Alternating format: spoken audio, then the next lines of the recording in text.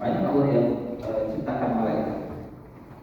Tuannya, pemimpinnya malaikat ada malaikat Jibril, ya kan? Nabi.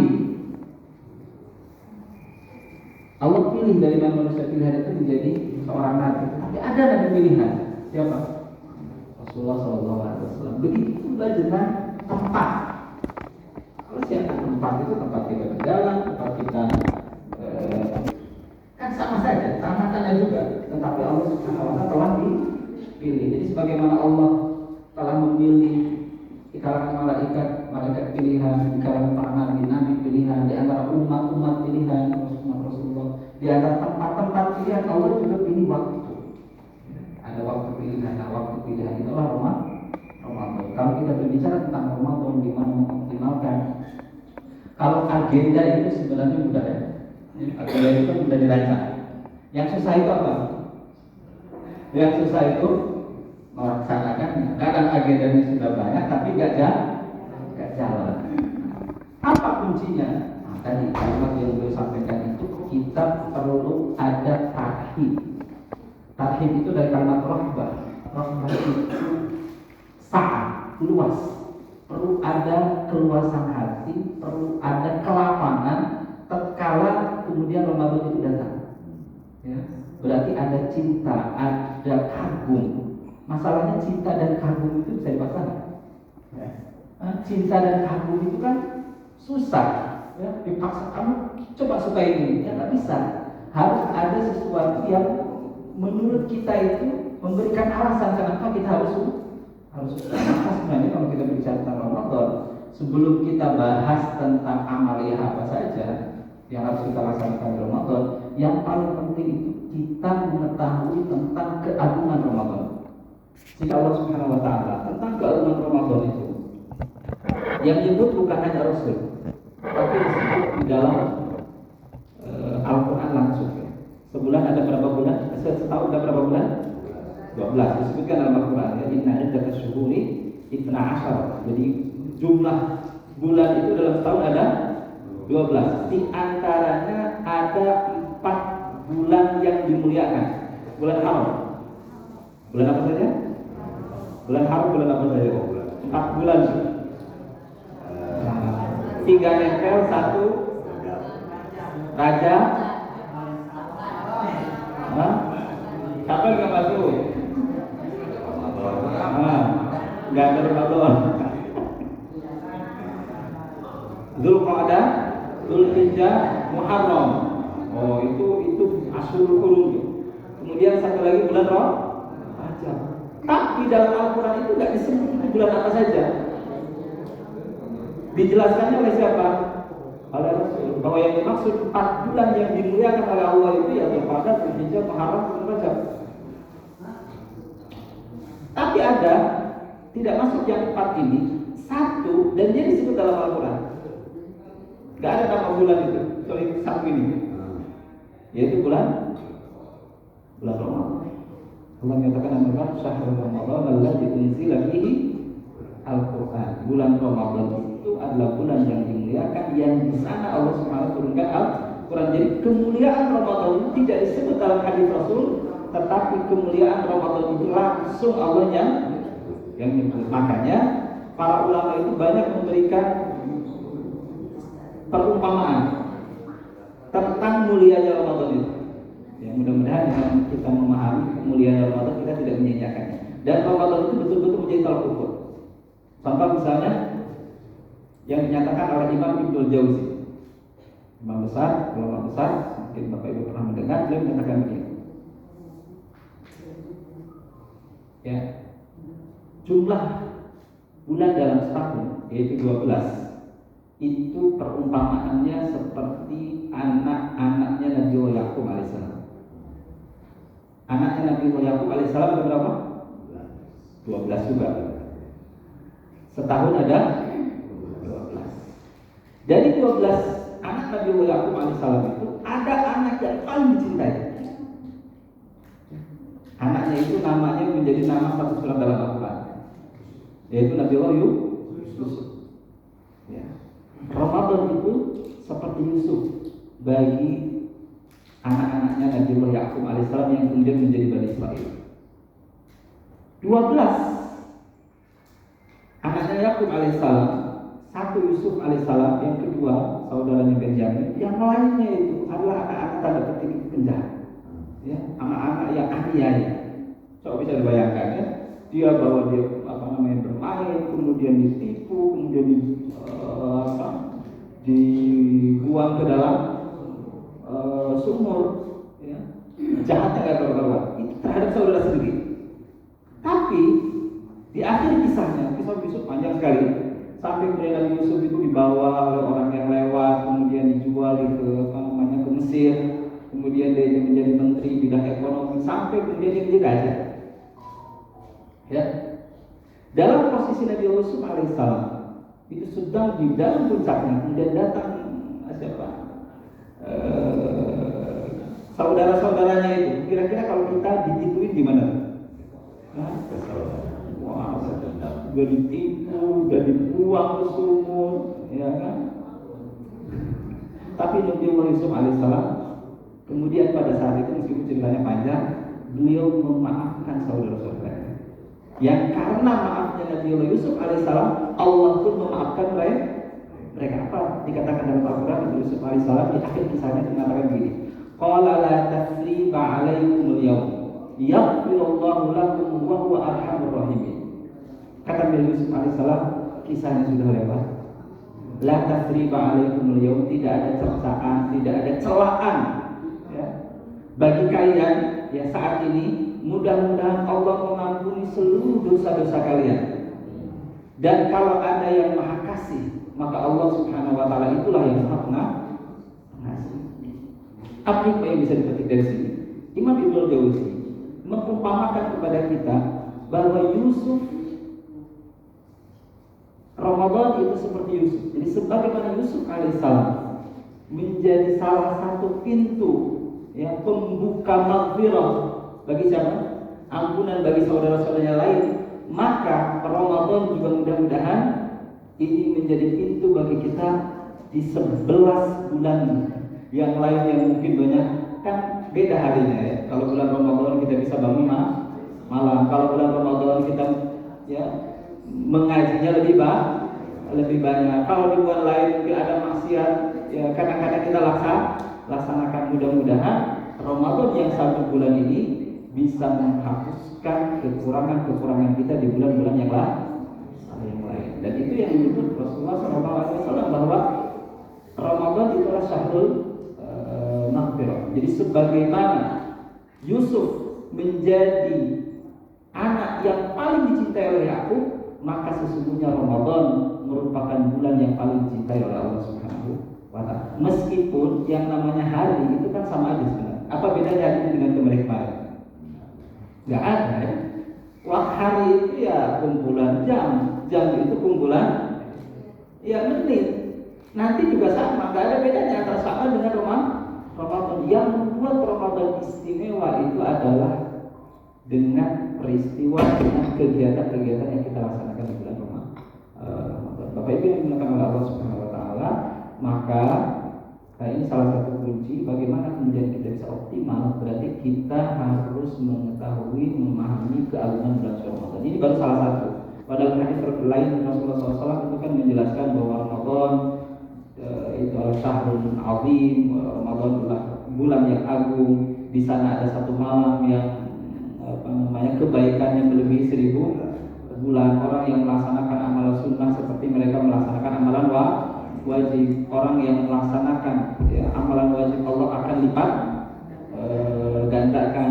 Di bulan Ramadan pintu surga dibuka, pintu neraka ditutup. Kemudian Ramadan itu adalah hari kemudian kita untuk berbagi dan keutamaan-keutamaan yang lain.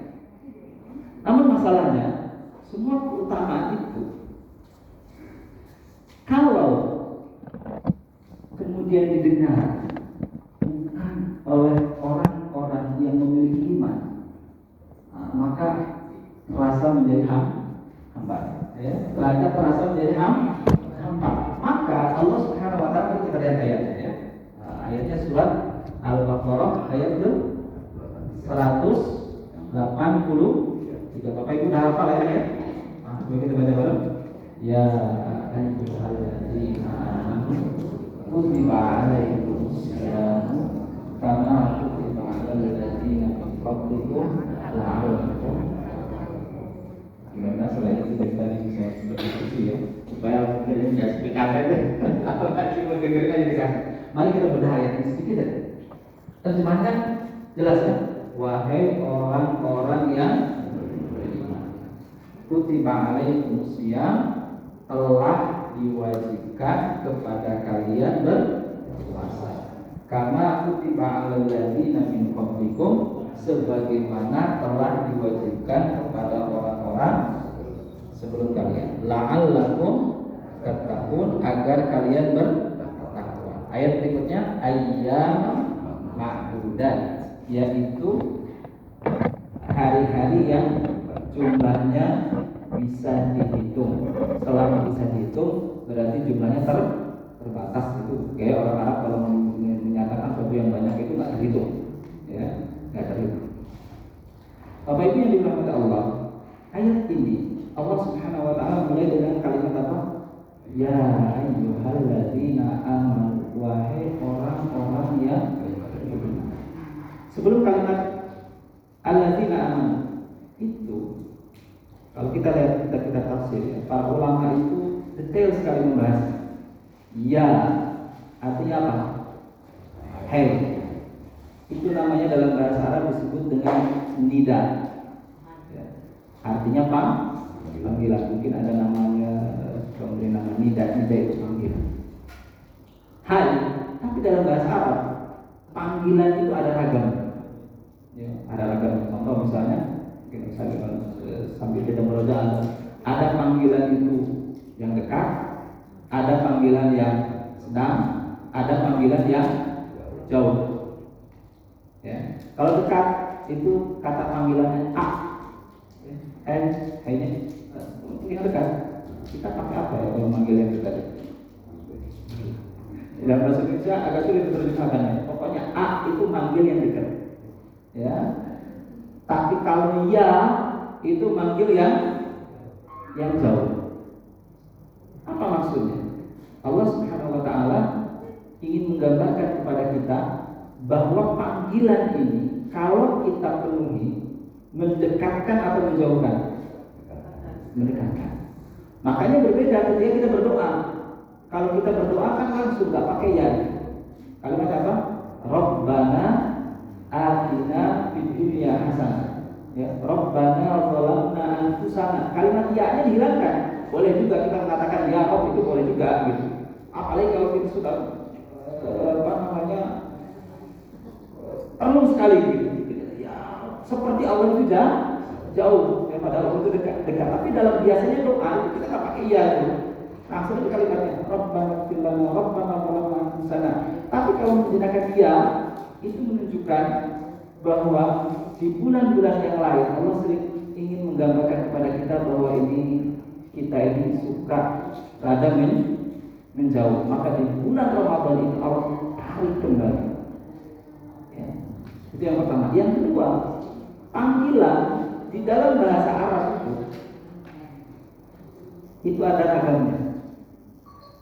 Ada panggilan biasa. Panggilan biasa itu pakai nama. Coba dalam Al-Quran ada kalimat ya depannya pakai nama. Ada ya Zakaria, ada ya Yahya, tudil kita bagi kuwah. Ada nama Maryam dipanggil sama Allah, ya Maryam nuti li rabbiki, ya Adam. Tapi Rasulullah SAW tidak pernah dipanggil ya Muhammad. Ada nggak dalam Al-Quran? Mungkin pernah baca ya Muhammad, ada nggak? Nggak pernah ya. Karena ada cara manggil tertentu. Yang manggil itu bukan sekedar manggil, tetapi manggil itu memberikan sentuhan tersendiri. Maka berikutnya panggilan itu selain panggilan biasa, ada panggilan umum. Panggilan umum itu ya ayuhan nas. Ada panggilan itu yang dinisbatkan kepada orang tua, ya Bani Israel, wahai anak-anak cucu Israel. Tapi ada dua panggilan yang ini beda sekali sentuhannya, yaitu panggilan yang memuliakan dan panggilan yang menghinakan. Itu bisa kelihatan. Ya. Contoh sederhana, kalau kita sudah senang sekali dengan anak-anak kita, ya, dengan prestasinya, dengan kesolehannya, ya, dengan birrul walidain yang telah diberikan kepada orang tua, kira-kira kita manggilnya panggilan baik atau panggilan buruk? Panggilan baik. Panggilannya apa mungkin? Sayang, ya. Panggilannya apa? Kakek. D. Kalau ke kakak, bang. Itu panggilan-panggilan baik. Dan anak kita pasti, kalau panggilannya saja baik, bisa menduga nggak kira-kira yang di depannya itu baik atau buruk? Itu pasti baik. Ya. Tapi kalau anak itu kita sudah panggil namanya dengan suara yang nada tinggi, anak kira-kira sudah paham nggak? Paham bahwa kalimat berikutnya pasti nggak enak. Gitu. Apalagi pakai enak, masih pakai enak, tapi kalimat kenceng gitu. Nah itu pasti berikutnya kenapa sih? Itu kalimatnya pasti nggak enak. Nah, Allah Subhanahu Wa Taala memulai kalimat ya ayyuhalladzina amanu, itu adalah panggilan kelembutan, panggilan yang meninggikan, panggilan yang memuliakan. Beda dengan orang-orang kafir ketika Allah Subhanahu Wa Taala panggil itu. Ya, panggilan juga enggak enak. Ya ayyuhalladzina kafaru la ta'tadzirul yawm innama tujzauna ma kuntum ta'malun. Wahai orang-orang kafir, la ta'tadzirul yawm. Jangan kamu cari-cari alasan hari ini. Kalau cari alasan kemarin-kemarin di dunia bolehlah cari alasan. Tapi hari ini enggak boleh cari alasan. Innama tujzauna ma kuntum ta'malun, karena kalian hanya akan dibalas dengan ya, akibat perbuatan kalian sendiri. Kira-kira enak gak didengarin? Gak enak, karena diawali dengan panggilan yang menghinakan.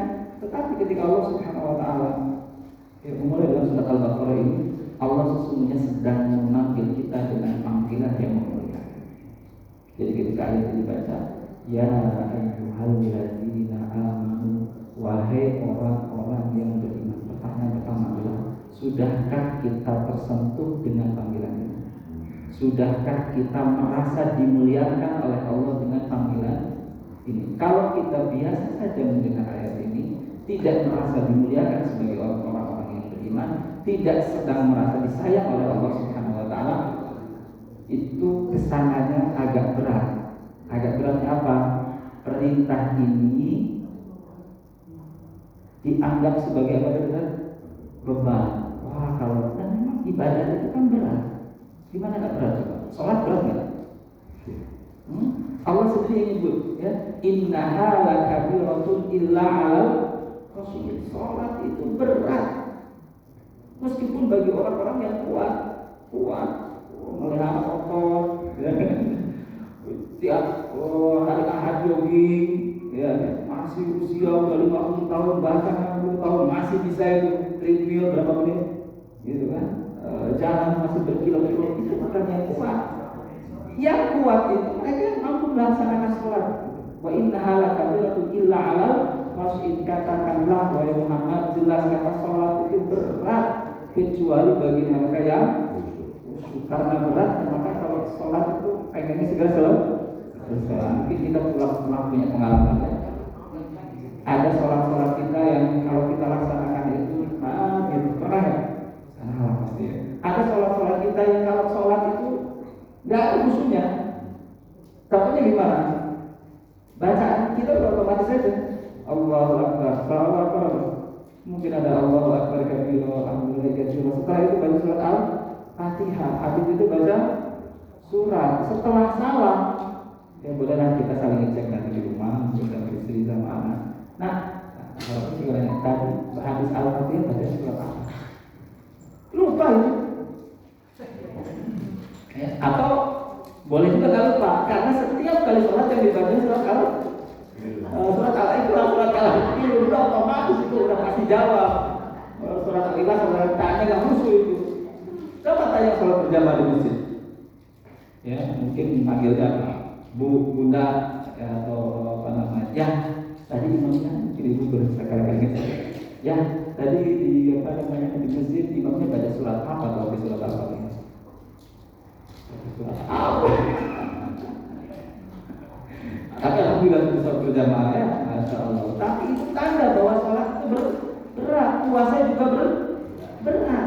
Kecuali bagi mereka yang sudah merasa terpanggil sudah merasa dimuliakan oleh Allah Subhanahu wa taala dengan kalimat ya ayyuhalladzina amanu kutiba alaikumusiyam. Kutiba itu artinya sudah dicatat. Bukan difardukan, dicatat. Kalimat dicatat itu lebih difardukan karena tidak semua yang fardu Allah katakan telah ditetapkan, telah dicatat. Hanya 4 kewajiban saja yang Allah sebut dalam Al-Quran itu telah dicatat. Ya nggak bisa dinegosiasi lagi. Ya meskipun secara umum ya hukum tidak bisa dinegosiasikan. Ada 4 yang disebut itu. 1, kutiba alaikumusiyam, diwajibkan kepada kalian berpuasa. Yang kedua, kutiba alaikumul qital, diwajibkan kepada kalian berperang. 3, kutiba alaikumul qisas, diwajibkan kepada kalian hukum qisas. Kita sudah apa? Kalau bunuh dibunuh lagi ya. Ya itu qisas. Kemudian yang terakhir adalah kalian kutiba alaikum idza hadara ahadakumul maut in taraka khairan al-wasiyah, diwajibkan berwasiat. Tapi hukum itu sudah dihapus ya. Jadi di awal-awal Islam, jadi kalau seorang sudah merasa ini usia sudah sudah dekat gitu, maka sudah wajib berwasiat.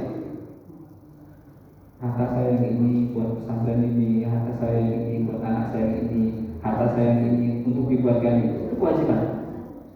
Tapi kemudian setelah itu dihapusnya, hukum kewajiban wasiat tinggal dihapus dengan apa? Dihapus dengan hukum kewajiban melaksanakan pembagian harta sesuai dengan hukum waris. Itu istri dapat sekian, suami. Jadi nggak perlu nggak wajib lagi berwasiat. Berwasiat itu asalnya wajib.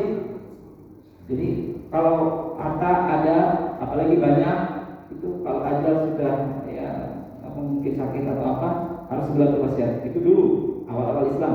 Berikutnya dihapus dengan apa? Dihapus dengan hukum fardid. Gitu. Sudah ada bagian-bagiannya. Setelah itu wasiat itu menjadi boleh, ya. Tapi ada batasannya. Ya, berapa batasannya? Tidak boleh lebih dari 1/3. Itu kan kasih sayang Islam.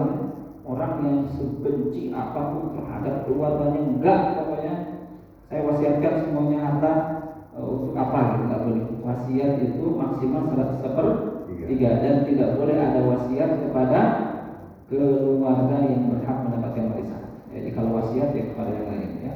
Bukan itu pembahasan kita, tetapi kalimat kutiba itu artinya difardukan.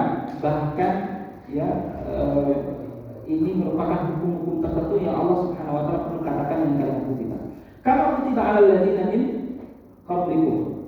Nah, ini juga mahal sekali kalimat ini. Kama kutiba 'alal ladzina min qablikum, sebagaimana diwajibkan kepada orang-orang sebelum kalian. Bapak Ibu yang dimuliakan oleh Allah, para nabi itu kan tugasnya bawa risalah, bawa syariat, bahasa mudahnya bawa ajaran. Ajaran para nabi itu sama gak? Ya. Dari sisi keyakinan sama gitu ya. Tetapi dari sisi syariat, perintah dan larangannya ya beda gitu ya. Masing-masing nabi diuji oleh Allah Subhanahu wa taala dengan syariat yang berbeda-beda. Tapi sebagaimana pentingnya akidah yang harus sama, ada syariat-syariat yang karena maslahatnya itu harus didapatkan oleh semua, maka Allah wajibkan hampir kepada semua umat. Dan syariat yang seperti ini diantaranya adalah syariat puasa. Ya, jadi puasa ini Bapak Ibu bukan hanya diwajibkan kepada umat Rasulullah Shallallahu Alaihi Wasallam, tetapi juga diwajibkan kepada umat-umat terdahulu. Jadi ini mungkin istilah sekarang barang lama ya, bukan barang baru. Ini barang lama nih, produk lama. Kira-kira kalau ini produk lama dijual di pasaran sama dengan yang biasa dan jadi pilihan ya? Nah, jadi pilihan. Jadi kalau ini yang terbaru, ya kayak HP kan sudah ada sejak lama gitu ya. Selalu kita mencari yang terbaru. Yang terbaru itu yang lebih bagus apa yang lebih jelek? Pasti yang lebih bagus. Kalau datang produk baru ternyata jelek kita beli.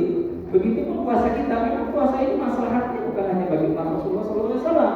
Makanya Allah perintahkan puasa itu bukan hanya kepada umat Rasul, tetapi kepada umat-umat sebelum Rasulullah SAW, karena maslahatnya puasa itu bagi semua.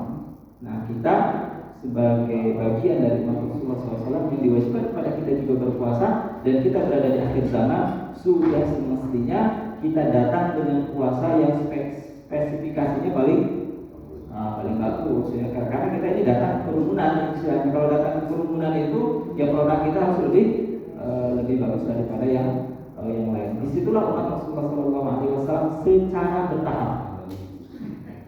Tapi bertahapnya bukan sekarang. Bertahapnya zaman Rasulullah SAW masih ada. Puasa ini ya memang berat, kalau tidak ada iman berat. Maka sahabat saja diajarkan oleh Rasulullah SAW berpuasa itu bertahap. Ya, sebelum ada puasa Ramadan, ya dulu kaum muslimin itu puasanya 1 hari saja. Ya, yaitu puasa Asyura, tanggal 10 Muharram. Kemudian fase berikutnya sebagian ulama menyatakan itu ada puasa ayyamul bid. Ya, ayyamul bid itu berarti 3 hari setiap tengah bulan. Kemudian setelah Rasulullah SAW berhijrah ke Madinah di tahun kedua, baru Rasulullah SAW diturunkan ayat surat Al-Baqarah 183 itu yang mewajibkan kepada kaum muslimin untuk melaksanakan puasa Ramadan, bukan 1 hari, bukan 3 hari, melainkan satu bulan, ya, melainkan 1 bulan penuh. Dan ini menyertai ibadah yang lain. Mungkin pertanyaan akhirnya nanti itu adalah tentang puasa kita ini. Kenapa kita itu sudah berpuasa? Bapak Ibu berpuasa, ya mungkin ada yang baru mau 1 kali, ya, Masya Allah. Rasul menyatakan al-Islam yajibu ma qablahu. Islam itu pasti menghapus sejarah kita yang sebelumnya. Ya, itu Rasul bilang al-Islam yajibu ma qablahu. Islam itu pasti menghapus semua keburukan yang sebelumnya. Kalau kita mau bertaubat, kemudian kita mau berbuat baik, meskipun puasanya 1 kali, ya. Berbeda dengan orang yang puasa sudah banyak tapi akhirnya Fatimah waliyadzubillah, ya. Mungkin Bapak Ibu puasanya sudah berapa kali? Saya dari kelas 1. Kelas 1. Sudah 53. Kelas 1 itu tahun bersudah 53. Wah, itu sekian tahun ya. Mungkin ada pertanyaan, kok udah puasa 55 tahun, 55 kali kok gini-gini aja? Itu karena ini menjalankan kewajiban aja. Menjalankan kewajiban. Nah, maknanya belum kita resapi. Dan sebenarnya ada yang lebih penting, ya. Mungkin perlu diskusikan ada bukan serius sebenarnya, santai juga pembahasannya. Kapan puasa itu diwajibkan kepada Rasulullah SAW dalam situasi latar sejarah yang seperti apa? Tadi disebutkan bahwa puasa itu diwajibkan tahun ke-2 Hijriah, berarti 2 tahun setelah Rasulullah SAW berhijrah. Di Makkah Rasul berapa tahun? 13 ya, 13. Di Madinah Rasul berapa tahun? 10. Ya, 13 tambah 10. Ya, sekitar 23 tahun lah Rasulullah SAW. Rasul diutus pada usia 40 tahun 23, 63 itulah usia Rasulullah SAW. Jadi di Makkah 13 tahun itu bangun fondasi. Di Madinah 10 tahun Rasul bikin peradaban. Nah, ini sebenarnya yang perlu kita ulik nih. Gimana puasanya sahabat itu dalam keadaan mereka bukan hanya perintah puasa saja. Di tahun kedua itu ada 4 syariat langsung yang diujikan oleh Allah Subhanahu wa taala tentang pokok atau tidaknya fondasi sahabat. Ada syariat apa saja di tahun kedua itu?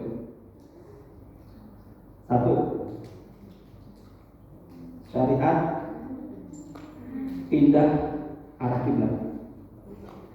Yang asalnya kemana? Ke Baitul Maqdis, kemudian ke Ka'bah. Mana yang lebih gampang? Baitul Maqdis itu di utara, Makkah itu di selatan. Kalau di Madinah ya, kan ke selatan tuh ke Makkah tuh, ke Baitul Maqdis tuh ke utara. Mana yang lebih gampang? Ke utara atau ke selatan? Ya kalau cuma ngadep arah ya sama aja ya. Mau ke barat mau ke timur sama aja. Tetapi bukan persoalannya di arah itu. Tetapi ujian bagi kaum muslim saat itu. Rasulullah SAW itu sering meminta kepada Allah, "Qad taqallubu wajhika sama kalau waliyan yang qiblat taqwa Muhammad." Kami akan berubah karena engkau sedang sholat minta sama Allah, ya Allah, ubah ini, berubah kiblatnya. Kenapa Rasul itu minta ubah kiblat? Bukan karena Rasul tidak suka Baitul Maqdis. Ya, bagaimana Rasul tidak suka dengan Baitul Maqdis? Baitul Maqdis itu tempat Rasul Isra dan Mi'raj. Ya, bumi para nabi, tapi Rasulullah SAW agak berat untuk menghadap ke Baitul Maqdis itu karena sering disama-samakan oleh orang-orang Yahudi. Padahal dalam surat Al-Fatihahnya itu kan doa-doa kita siratal ladzina an'amta 'alaihim ghairil maghdubi 'alaihim waladdallin. Ya Allah, berikanlah nikmat kepada kami sebagaimana orang yang telah Kau berikan nikmat. Jangan jadikan kami itu orang yang Kau murkai. Siapa? Yahudi ya. Orang yang sesat siapa? Nasrani. Tapi ngadepnya ke kiblat mereka yang mereka disama-sama. Bolehlah Muhammad memusuhi kami, tapi lihat kiblat mereka. Itu yang Rasulullah SAW minta sama Allah, ya Allah, pindahin kemana gitu. Dan ternyata ketika Allah dikabul, ternyata kiblat itu pindah ke Makkah. Itu isunya luar biasa besar, serangan kepada kaum muslimin. Jadi kalau syariat Islam itu diserang oleh musuh-musuh kaum muslim itu dari dulu. Ya, jangan berbicara tentang syariat jihad, ya. Itu terlalu berat. Syariat sekedar pindah saja arah kiblat itu, opininya luar biasa. Mereka bertanya-tanya. Coba itu lihat Muhammad, kiblatnya pindah sekarang. Tanya sama mereka, yang benar itu yang mana?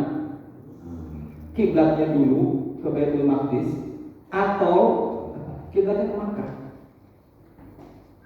Dan ini kalau dijawab pakai logika seperti logis ya. Dan kalau salah jawab, ya bos malah. Kalau dijawab yang benar itu yang sekarang. Yang sekarang itu Makkah yang benar. Berarti yang dulu salah. Apakah ada jaminan bahwa ibadah yang saat ini diajarkan oleh Muhammad itu benar? Nggak ada jaminan. Salah tuh buktinya, suruh diganti. Dan kalau dijawab yang benar itu yang Baitul Maqdis, ini salah juga. Berarti gak usah diikutin. Nah sekarang itu jadi isu di tengah-tengah orang-orang Yahudi, apalagi di Makkah. Iya tuh Muhammad terhijrah dari kami ke Madinah, sekarang nyiblat ke wilayah kami. Itu menjadi ujian tersendiri ya. Istilahnya stigma negatif terhadap Islam itu sudah ada pada saat itu. Dalam keadaan Ka'bah harus dipindah, yang asalnya Rasulullah SAW